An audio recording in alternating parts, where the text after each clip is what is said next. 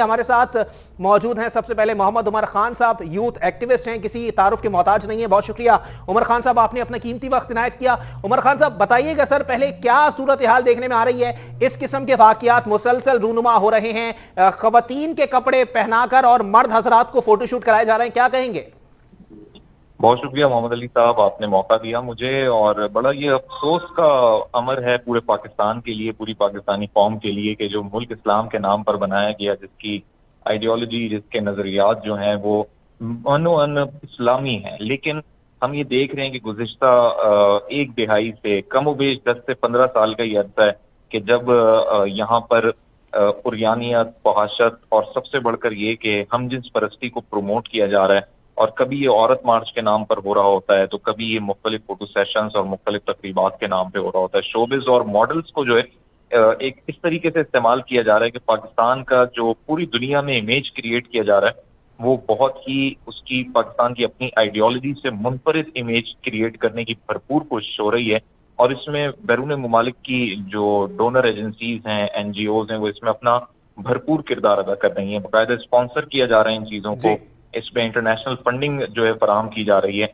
तो यादगार कायदे आजम पे जो इस किस्म की ये वाकयात हो रहे हैं, और ये जो फोटो सेशंस हो रहे हैं, और बिलखुसूस मर्दों को जो खवातीन का ड्रेस पहनाकर यहाँ पर ये चीज प्रेजेंट की जा रही है कि मर्द और औरत में यकसानियत है, और ये जो मुआशरा है बिल्कुल यूरोपियन मुआशरे की तरह, बिल्कुल वैसा ही है जहाँ पे हमजिन्स परस्ती और इस तमाम तर पहलुओं के जो दीगर गुना है वो यहाँ पर आम है या आम किए जाएं।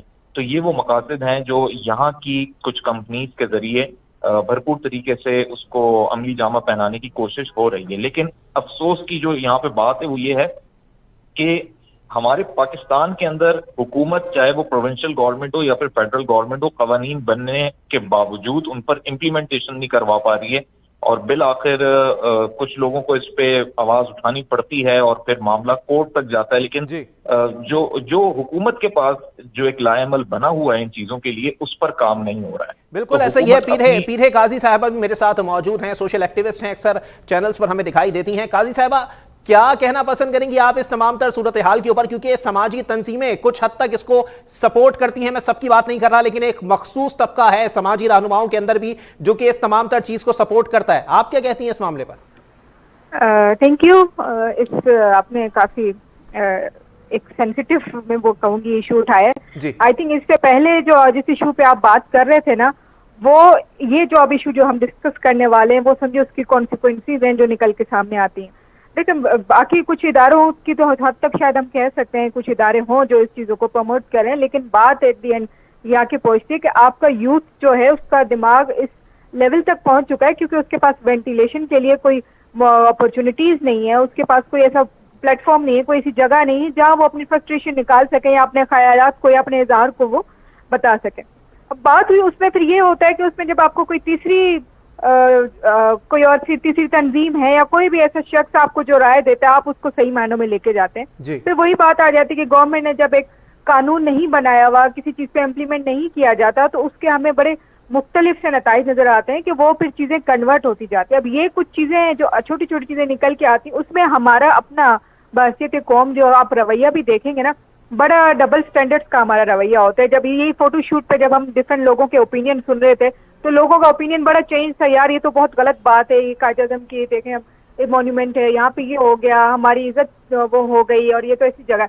लेकिन फिर जब हमारी अपनी बारी आती है तो हम खुद जो है मीनारे पाकिस्तान के आगे खड़े होके खुद ही एक लड़की के कपड़े उतार रहे होते हैं, और जब वो कोई एक फोटोशूट हो रहा होता है एक लड़की बगैर कपड़ों पे, तो उस पर हमारा रिएक्शन बड़ा अलग सा होता है कि यार ये तो बिल्कुल गलत हो गया है, तो मजहब के भी खिलाफ है, मुआशरे के भी खिलाफ है। लेकिन हमारे अंदर भी ये देखिए कि रवैया डेवलप हो चुका है कि हमें ये चीज इतनी बुरी नहीं लगती, हम सिर्फ कहने की हद तक कहते हैं कि ये चीजें बुरी है, मुआशरा गलत सिंध पे जा रहा है। तो आपने यूथ को ऐसे कौन से प्लेटफॉर्म ऐसी अपॉर्चुनिटीज दे दी हैं जो उनके लिए बहुत खुश आइंदे, या वो आगे तरक्की कर सकते हैं, कोई और चीजें सोच सकते हैं।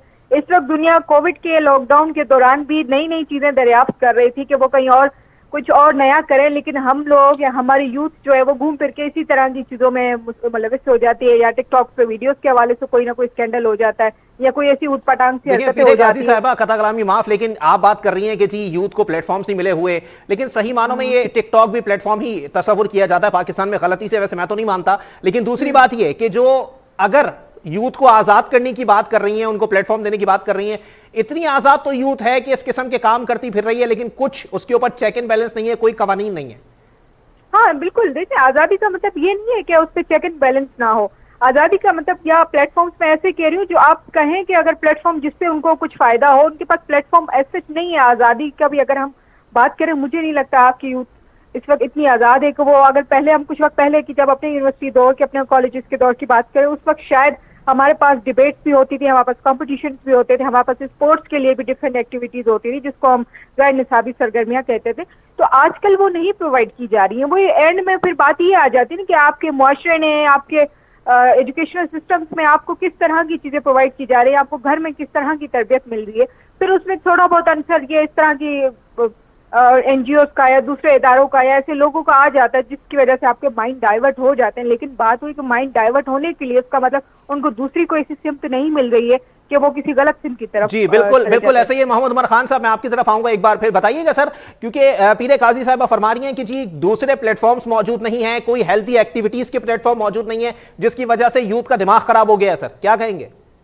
अच्छा, मैं इस बात से मुत्तफिक बिल्कुल भी नहीं हूं, क्योंकि अगर हम हेल्थी एक्टिविटीज की बात करें तो सिर्फ ये है कि एक्टिविटीज तो बेशुमार हो रही हैं, पूरे पाकिस्तान में हो रही हैं। आईएसपीआर ने इतना बड़ा कंपटीशन कराया वीडियोस के हवाले से, कितने पाकिस्तानी यूथ ने उसके अंदर पार्टिसिपेट किया, भरमार हो गई, जजमेंट इतनी मुश्किल हो गई थी।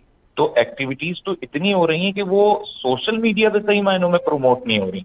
इसकी ये जो चीज वाजे होती है कि सोशल मीडिया पे सिर्फ नेगेटिव चीजें पाकिस्तान की प्रमोट की जा रही हैं, और वो इसलिए की जा रही हैं कि इस वक्त सारी ये एनजीओज और ये एक्टिविस्ट भूखे मर रहे हैं, इनके पास खाने के भी पैसे खत्म हो गए हैं। अगर प्लेटफॉर्म है सर, तो फिर ये इस किस्म का यूथ का तबका जो इस किस्म के फोटोशूट्स कर रहा है सर, इनको क्या शौक चढ़ा है? ये शौक नहीं चढ़ा हुआ, ये सब पैसे का लालच है। असाइलम लेना चाहते हैं, ये चाहते हैं कि हम इस तरीके से नंगे होकर आए, हमारे खिलाफ लोग बोलें। अब ये जो मीनार पाकिस्तान वाला इन्होंने वाकया रेफर किया है, उस लड़की का बुनियादी आखिरी एजेंडा क्या है? सिर्फ और सिर्फ ये कि कनाडा अमेरिका में मुझे जो असाइलम मिल जाए, मैं यहाँ से भागूं, वहां से निकलूं। और उसने जिस तरीके से अपने फॉलोवर्स क्रिएट किए हैं, ये तो बड़ा पुराना फॉर्मूला है पाकिस्तान के अंदर। आसिया बीबी से लेकर आज तक, चाहे मजहबी मामला हो या कोई भी मामला हो, हर मामले में लोगों की यही होती है कि हमें कोई बैरून मुल्क की कोई एम्बेसी हमारे ऊपर हाथ रख दे, हमारी कोई फंडिंग हो जाए, हमें कोई प्रोटेक्शन मिल जाए किसी कंट्री का, हमें जो है ना कोई वीजा या नेशनैलिटी मिल जाए। ये सब चीजें इसीलिए कर रहे होते हैं। तो ये फोटो सेशन, ये फोटोशूट इसीलिए हो रहा है कि अगर इनको अभी फंडिंग नहीं हो रही तो ये दिखाना चाह रहे हैं कि देखो भाई हम ये कर सकते हैं, हमारे ऊपर इन्वेस्ट करो, फिर हम देखो पाकिस्तान के अंदर एक नई डिबेट क्रिएट करते हैं। और अगर इनको फंडिंग नहीं होती है तो ये आपस में लोकल फंडिंग और स्पॉन्सरशिप के जरिए इस तरीके की चीजों को प्रमोट करते हैं। तो अगर आप पॉजिटिव एक्टिविटीज को, टिकटॉक के ऊपर जो ये मामलात हुए या मीनार पाकिस्तान के ऊपर जो मामला हुआ, वो पब्लिसिटी स्टंट था। पब्लिसिटी स्टंट के अलावा ये बहुत बड़ी मुनज्जम साजिश है जो सिर्फ आगे एक करेक्टर को रखते हैं, कभी ये लड़का या कोई लड़की होती है, लेकिन इसके पीछे पूरे 14, 20, 25 लोगों का थिंक टैंक बैठा हुआ है। और उनके ये पूरा गेम होता है कि इस बंदे को आगे रखते हुए हमने किस तरीके से अपने मकासद को पूरा करना है। बाकायदा पीछे डीलिंग्स होती हैं और इसके अंदर दीगर फैक्टर्स इन्वॉल्व किए जाते हैं, चाहे पाकिस्तानी मीडिया पर्सन हो, उसके अंदर जर्नलिस्ट हो, सोशल एक्टिविस्ट हो, एनजीओज हो।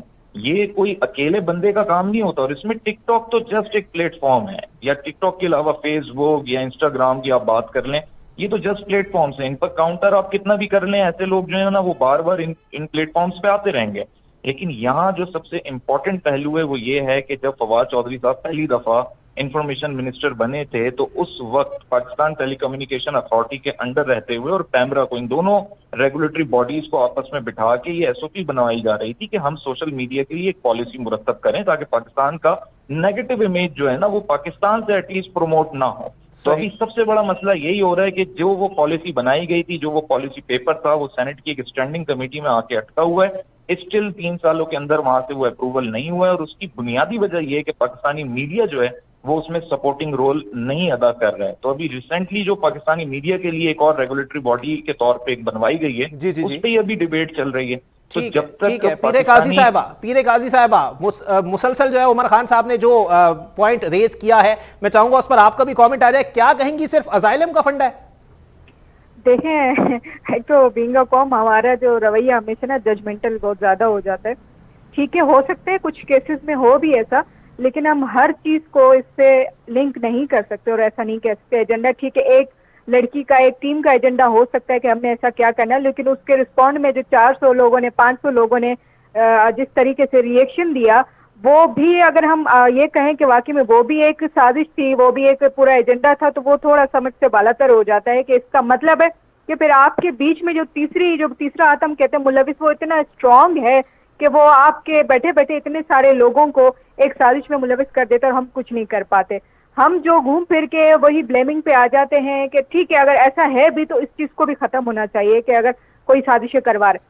दूसरी बात, यूथ का जो रिएक्शन है और ये जो रिस्पॉन्स है ना डिफरेंट चीजों के हवाले से, हम जो बात कर रहे हैं अपने एक्सपीरियंस के हवाले से, अगर आप कह रहे हैं कि यूथ को बहुत सारी अपॉर्चुनिटीज मिली हुई है, हमने यूथ के साथ ऑन ग्राउंड काम किया है, हमने पीस बिल्डिंग पे, ट्रांसफॉर्मेशन पे काम किया है, यूथ के साथ हम बैठे हैं, हम उनकी कैपेसिटी बिल्डिंग पे, उनकी ट्रेनिंग पे बात कर रहे होते हैं, तो आपको आइडिया होना चाहिए कि इस वक्त आपकी यूथ कितनी ज्यादा फ्रस्ट्रेटेड है। मेंटल हेल्थ इश्यूज इस वक्त सबसे ज्यादा हमारी यूथ में मौजूद है। किस चीज की फ्रस्ट्रेशन है? अगर प्लेटफॉर्म मौजूद है, अगर सही मानों में आजादी मौजूद है, अगर सही मानों में लोग जो है वो प्रमोट करने वाले मौजूद हैं, तो फिर फ्रस्ट्रेशन किस बात की? देखिए, हमें एक तो हमारे यहाँ करियर काउंसलिंग का बड़ा मसला है। अगर तो मैं अभी भी यही कहूंगी, प्लेटफॉर्म बहुत ज्यादा नहीं है। आप लोग इस चीज पे कह रहे हैं कि आप प्लेटफॉर्म है, क्योंकि बीइंग इतने अरसे से, जब से मैं भी फील्ड में हूँ, तो मुझे पता है कि किस वक्त कितने हम या यूनिवर्सिटी दौर में या कॉलेजेस में, तो उस वक्त हमें कितनी अपॉर्चुनिटीज होती थी, उसके बनस्पत अब फिर भी यूथ को काफी चीजें मैसर है। लेकिन आपके यहाँ फिर वही बात है, बेरोजगारी एक बहुत बड़ा मसला है। बच्चे हैं, हमारे यूथ है, वो एक एज पे आ जाते हैं जब फैमिली अफोर्ड नहीं कर पाती, तो वो चाहते हैं हम भी जॉब करें, हम भी करें। उसके अलावा उनके पर्सनल रिलेशन के इतने मसले हैं, तो घरों में हमारी तरबियत के मसले हैं, हमारे पास ओपन अप होके बच्चों से बात नहीं करते हैं, हम उनकी करियर काउंसलिंग के हवाले से उनके साथ बैठ की चीजें नहीं करते हैं। वो अपने अंदर ही अंदर एक फ्रस्ट्रेशन पालते जाते हैं कि यार इस मुल्क में नौकरी भी नहीं मिलती, यहाँ पे मुआशरा भी देखो कैसा है, लॉ एंड ऑर्डर नहीं है, यहाँ पे सिक्योरिटी नहीं है।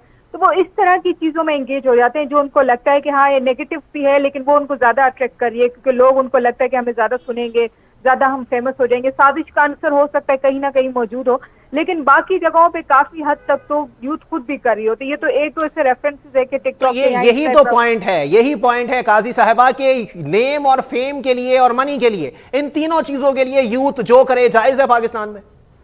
बिल्कुल भी नहीं, बिल्कुल भी नहीं, बिल्कुल भी जायज नहीं है। उसके लिए आप बिल्कुल कानून होने चाहिए, उसके लिए आपके जैसे चेक एंड बैलेंस की हम बात करें वो होना चाहिए ना। अगर वो नहीं होगा तो वो ये केसेस तो बढ़ते जाएंगे, और ये फिर केसेस बढ़ते बढ़ते सिर्फ यूथ तक की बात नहीं है। अब इसी यूथ के हम आए रोज वाकया सुनते रहते हैं कि पहले तो चलो, अभी इससे पहले आप डिस्कस कर रहे थे कि एक मदरसे में ऐसा वाकया हुआ है या कोई और बड़ी उम्र के लोग, अब तो यूथ के ऐसे वाकयात आए कि 12-13 साल के बच्चे ने एक छोटी बच्ची के साथ रेप कर लिया या ज्यादती कर ली। तो अब आप देखें ना, ये चीजें ऊपर से होते हुए अब ये यूथ के लेवल तक भी चीजें बढ़ती चली जा रही है। चलें ठीक है, उमर खान साहब आपका इस पे क्या पॉइंट है सर? बताना पसंद करेंगे। लोग कह रहे हैं कि जी यूथ फ्रस्ट्रेट हो चुकी है और यूथ में फ्रस्ट्रेशन इस हद तक बढ़ गया है कि जी वो जो चाहे करने के लिए तैयार हैं, क्योंकि उनका एक नजरिया बन गया कि पाकिस्तान के अंदर तो कुछ रखा ही नहीं है। अच्छा, मैं इस बात से अगेन इस वजह से इख्तिलाफ करूंगा कि मैं कहता हूँ फिगर्स के मुताबिक बात होनी चाहिए। देखिए, पाकिस्तान की पॉपुलेशन में हमारे पास 65% जो पॉपुलेशन है वो यूथ पर मबनी है। यानी अगर हम 20-21 करोड़ लोगों में से 65% निकाल लें तो आपके सामने ये एक बड़ा फिगर आ जाता है।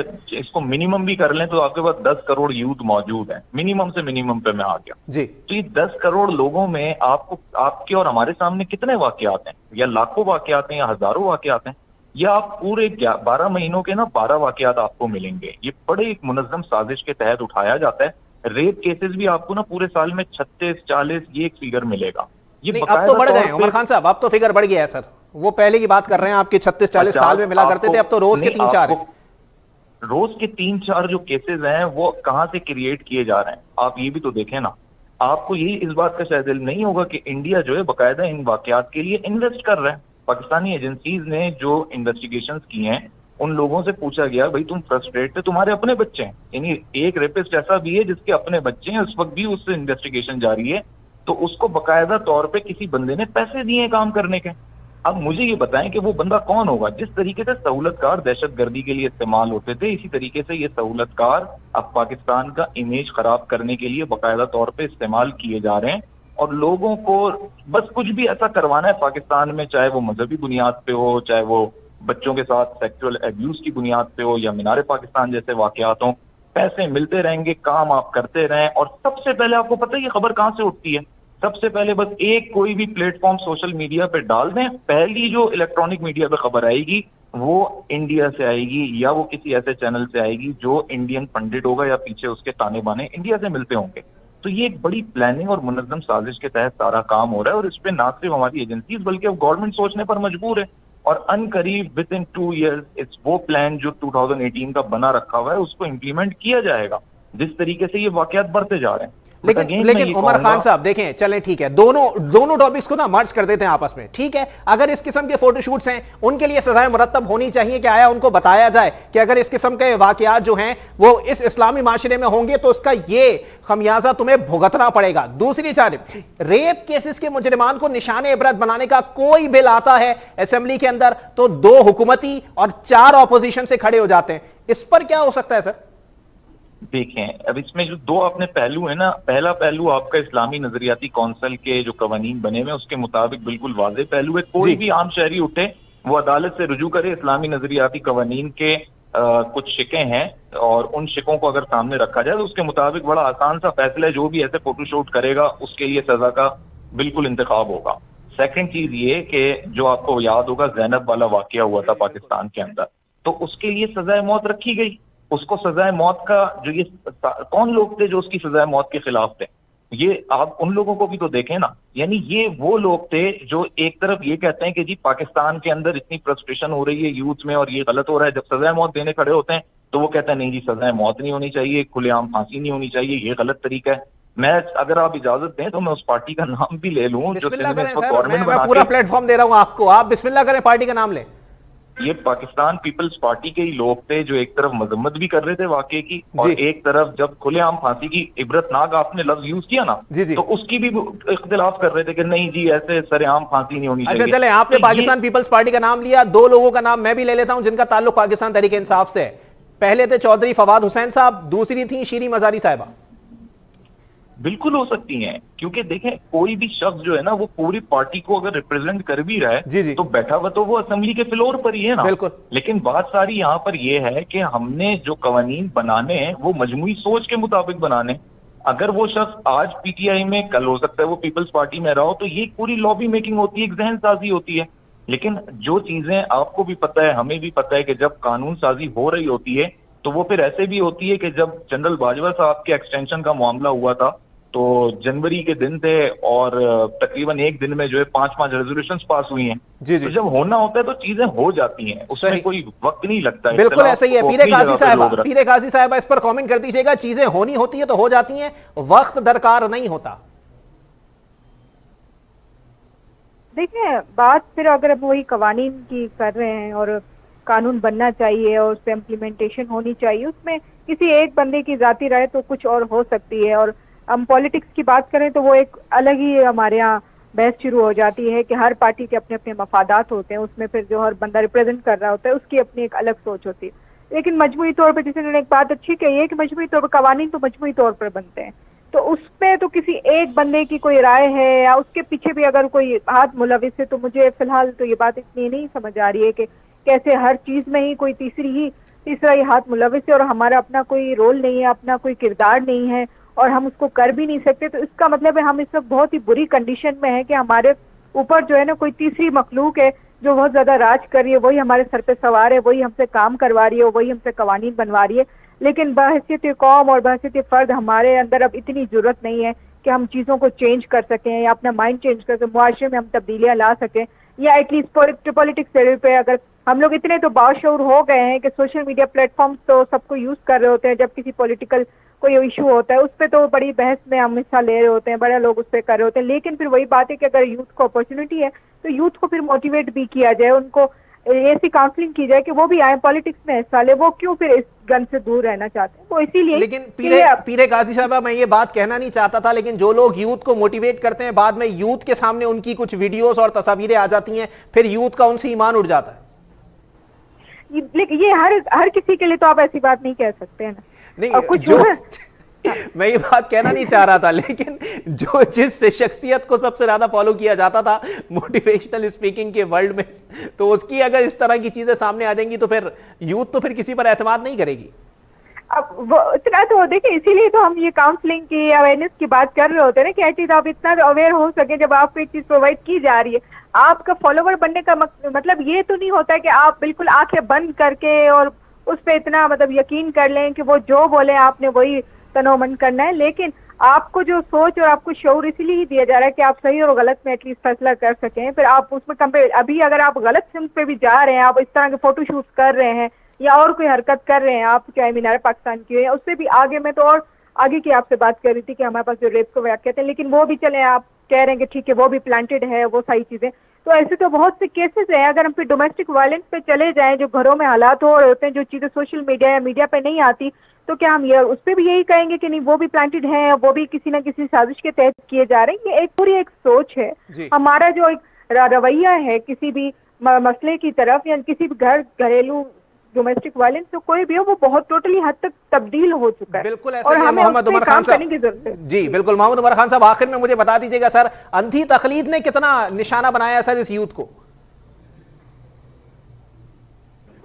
अच्छा अली साहब, आप कह रहे हैं अंधी तकलीद ने कितना निशाना बनाया यूथ को? जी।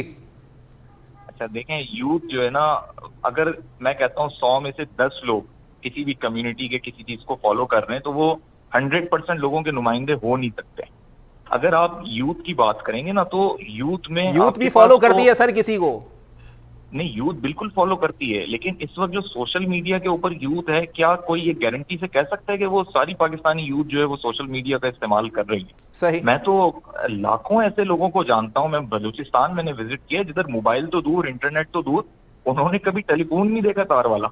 तो वहां पे भी जो है वो यूथ हजारों की तादाद में, हमने तो ओड़माड़ा जाकर भी देखा है, बलूचिस्तान के कई इलाकों में देखा है, इवन पंजाब के बहुत से गाँव में मैंने देखा है कि वहां पर पूरे घर के अंदर से एक फोन है, लेकिन वो एंड्रॉइड सेट नहीं है, वो तो वो बटन वाला फोन है जो हम कभी 10-15 साल पहले इस्तेमाल करते थे। तो हम पूरे पाकिस्तानी यूथ को किस तरीके से एक ही नजर से देखने लग गए हैं। हाँ, हम ये जरूर कह सकते हैं कि हमारी पाकिस्तान की वो यूथ जो इस वक्त सोशल मीडिया यूजर है, सोशल मीडिया यूजर की हम बात करें, वो बिल्कुल अंधी तकलीद का शिकार है, क्योंकि उसको सोशल मीडिया के एथिक्स ही नहीं पता, उसको किसी ने सिखाए नहीं, और सिखाने वाला यहाँ कोई था ही नहीं ना, क्योंकि इतनी जल्दी इंटरनेट आया, इतनी जल्दी प्लेटफॉर्म्स आए, मार्केटिंग, एडवर्टाइजमेंट। जी बिल्कुल बिल्कुल ऐसा ही है। ठीक है, बहुत शुक्रिया मोहम्मद उमर खान साहब, आपने अपना कीमती वक्त इनायत किया। पीठे काजी साहब हमारे साथ मौजूद थी, आपने अपना कीमती वक्त इनायत किया। आप दोनों मेहमानान का बहुत बहुत शुक्रिया।